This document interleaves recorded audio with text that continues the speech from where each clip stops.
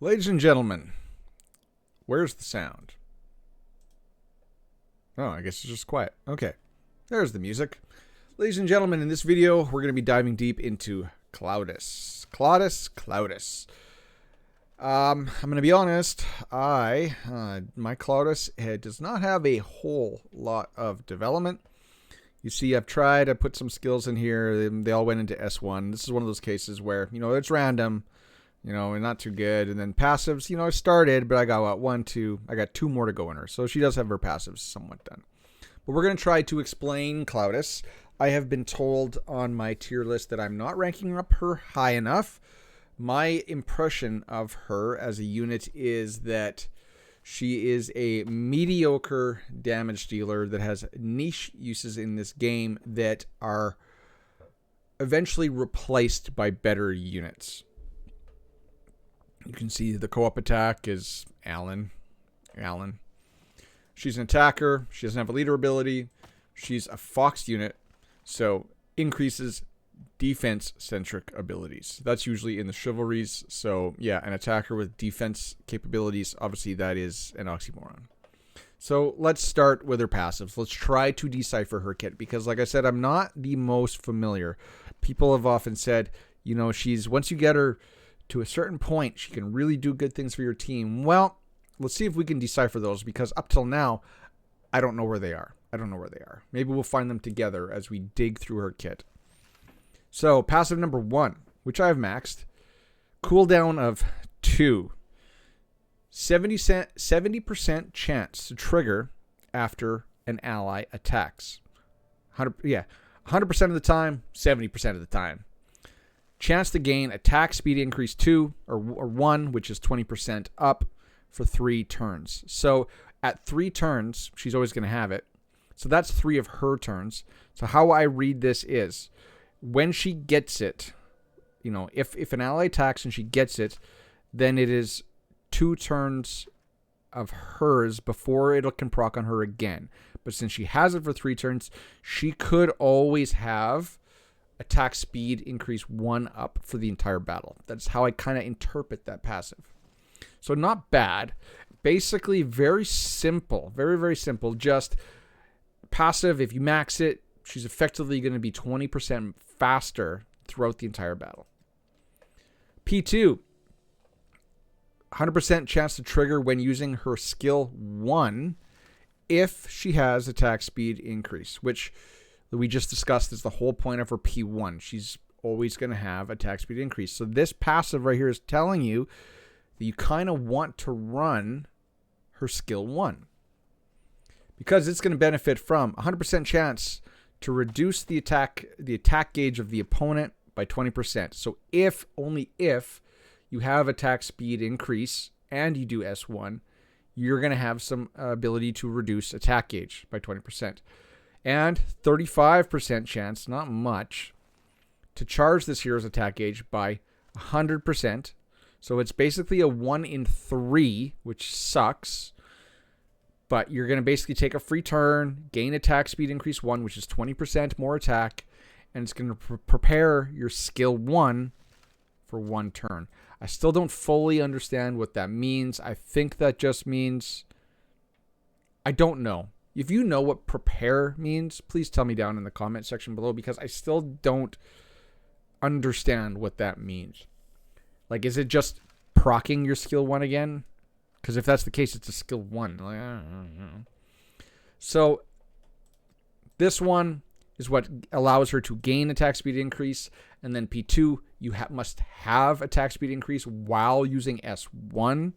And then the P3, which obviously I don't have maxed, an 80% chance to trigger when using skill 3 while also having attack speed increase. So you see, buffs can be stripped. So you see that her entire passive kit is revolving around her having to always have that attack speed increase, which there's a high chance to get it because it's based on when an ally attacks, you can get it. So there's a good chance you're going to have it, but her whole passives revolve around and focus on just that. So when using skill 3, 100% chance to gain effect accuracy 2. So she's going to gain more effect accuracy. That's 40% more effect accuracy. That's good. She's going to gain amplification, which means she's going to generate vigor on her turn. Keep in mind, this is a 2-turn cooldown, so she can't constantly be generating that vigor. This can't proc all the time, but it is going to be more vigor for your team in the scheme of things. 100% chance to reduce the target's attack gauge by 40%. So while having attack speed increase, her S1 reduces attack gauge by 20. Her S3 reduces it by 40. You can get this up to 100% trigger chance as well if you get it to level 3. See passive activation rate plus 20. And 100% chance to inflict attack speed decrease on the target for 1 turn. 1 turn, 2-turn cooldown. 1 turn here, 1 turn here, 2-turn cooldown. So it's going to be like every 2nd or 3rd turn. Again, revolving around having to have attack speed increase. And so just from our passives, it's telling you have to prioritize skill 3 and skill 1. But I kind of like her skill 2. So now let's go into the relics and discuss why she comes in fire. So keep in mind, there's a lot of attack gauge reduction in her kit. There's going to be some more that we're going to discuss. And in my opinion, Claudas was made for early Tarrasque. I was using her at endgame Tarrasque until I got Fire Merlin. Fire Merlin kind of negated my ability for reason for needing her.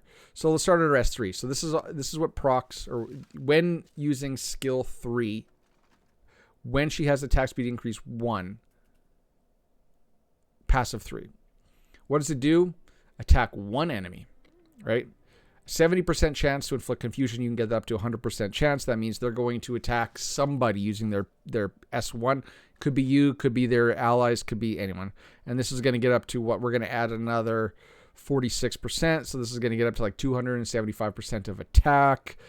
70% chance to inflict confusion. And then she's going to gain all of those benefits from her P3 if she has attack speed increase, which has to be triggered from her allies.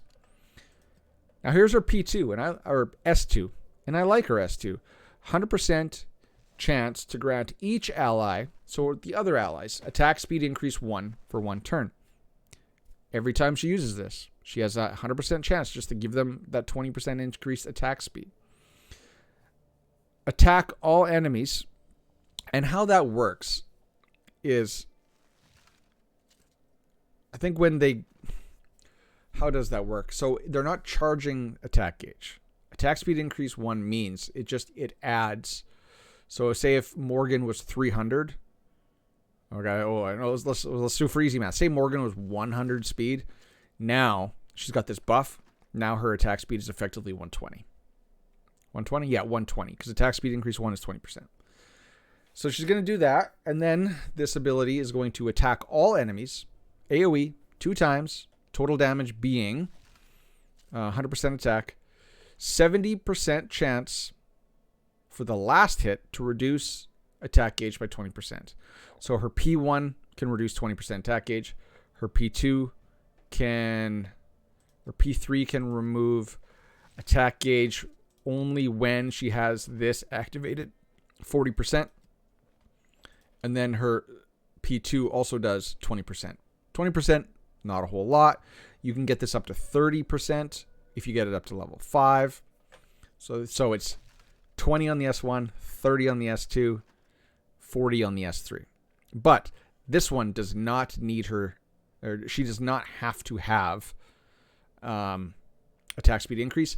And we got to go back to this. So a lot of times it'll say chance to grant each ally except themselves. She can give herself.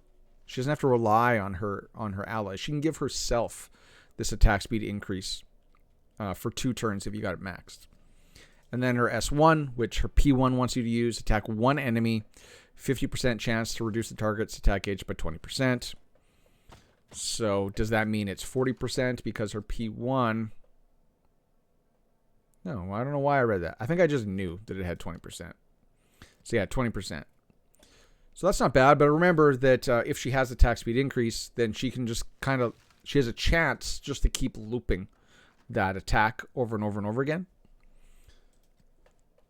So that's that one.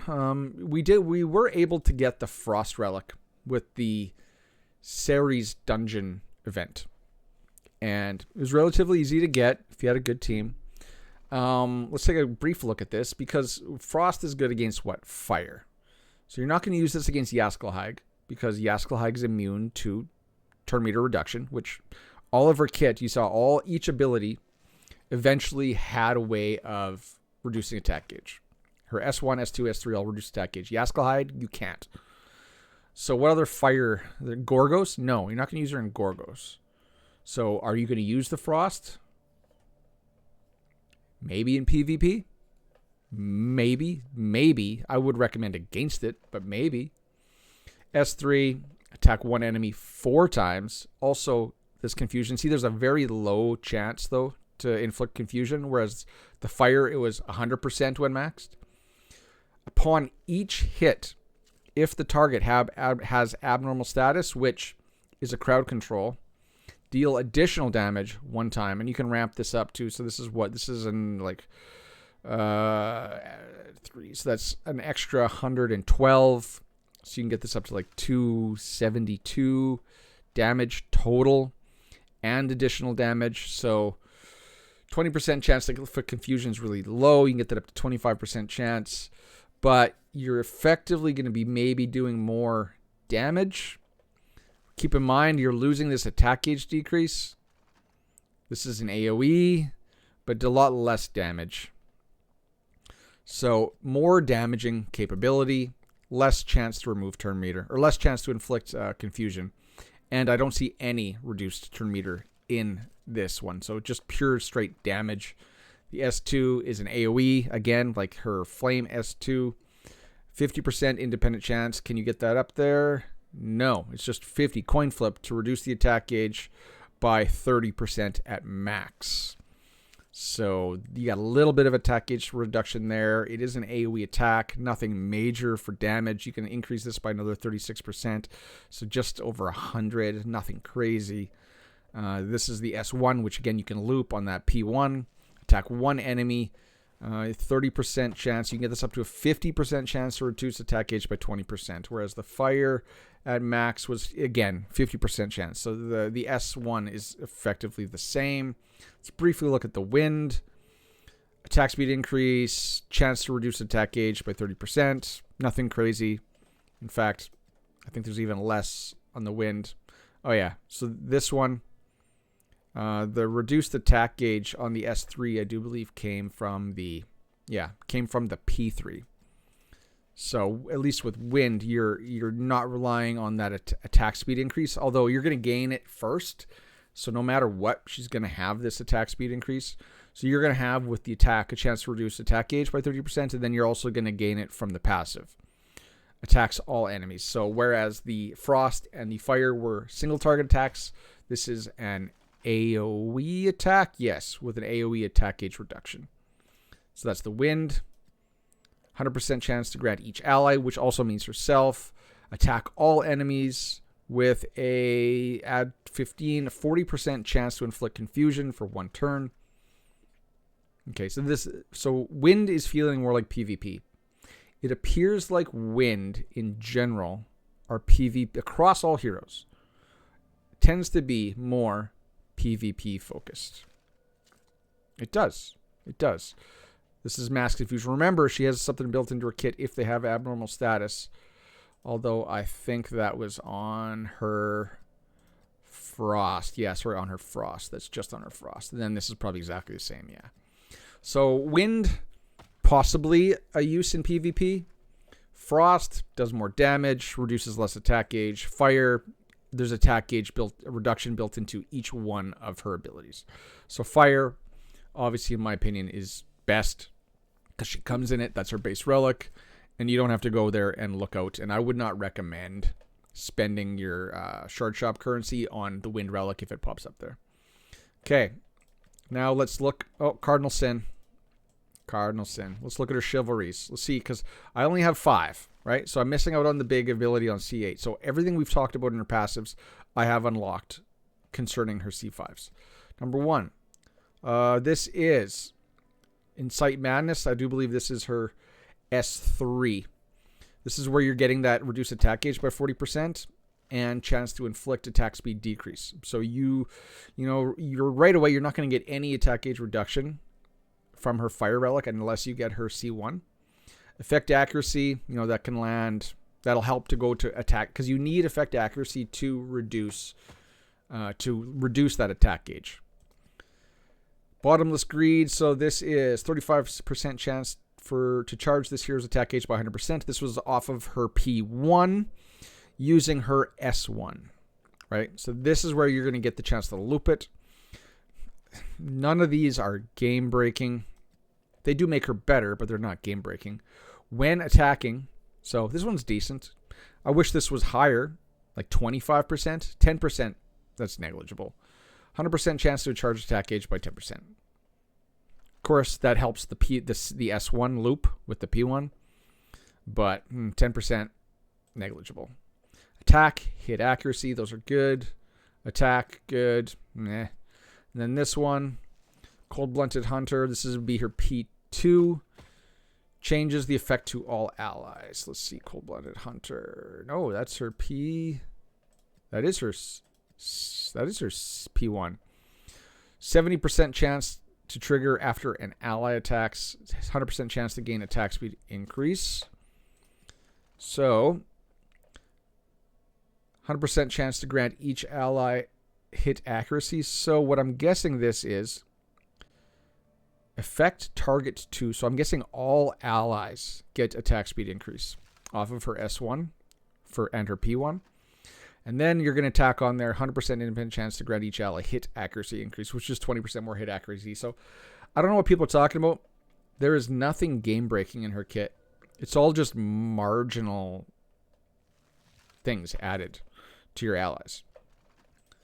So where are you going to use her? Where do you use Claudas? Well, I still use her in here. So she's my primary damage dealer in the Hound favor dungeon. So I use her there to clear stage 10. But then the only other place I really used her was here, Shrine of Storms. So I'm not going to go into it because it's a 6-minute fight. But before I had Merlin, I was able to run, I think it was Morgan lead, then Sergius, then Claudas, and then Sarah to get that attack gauge disruption on the boss. It was a long fight, but it worked. So we're going to wrap this one up right there. I don't want to spend too much time on Claudas. The code word, safe word of the day, we're going to go an easy one. We're just going to say Archer. Just put Archer down in the comment section below. Tell me where I'm wrong. Tell me why she's better than I think she is in the comment section. So the word of the day is Archer. We're going to wrap this up real quick. I'll see you in the next one, ladies and gentlemen. Cheers. Oh, gear. Gear. So you probably want her not in this. You can run her in this. I have her in crit damage and crit rate. Obviously, you want her crit rate high because there was no innate crit rate increase in her kit. There was nothing in there for crit damage either. Really, all of her kit was more around turn meter and attack gauge, looping and adding and control and decrease. So you do want some effect accuracy. You see I got like 60%. She's going to get more from her chivalries. You push for 75% crit rating. Obviously, attack percentage, crit rate, attack speed. You definitely want attack speed on the ring, and you want attack speed, but you do still want hit accuracy because she is a damage dealer. Obviously, you want speed, but if she can't hit, If she can't hit, she's not going to hit. She can't do anything. Remember, though, that attack gauge reduction happens separately from damage. So hit accuracy is for landing damage. Effect accuracy is for landing negative status effects, which attack gauge's disruption is part of that, or reduction. So I used to run her in a vigor set, but just for her, for getting her abilities and for using her in Tarask, it worked. But then I since moved her to this 2 crit rate sets and 2 damage sets. Now, we've known, if you've seen the video on me on gearing, that that's probably not ideal, given that all of her attacks are based on attack. You could probably make her better by running a 4-piece attack set and then running a crit rate set. But you still want the primaries on your gear to be the same. You still want the crit rate to be high. You still want effect accuracy. Do I have effect accuracy on the belt? I do. I do recommend that because you're not going to get any of that attack gauge disruption or reduction unless you do have some attack gauge or some effect accuracy.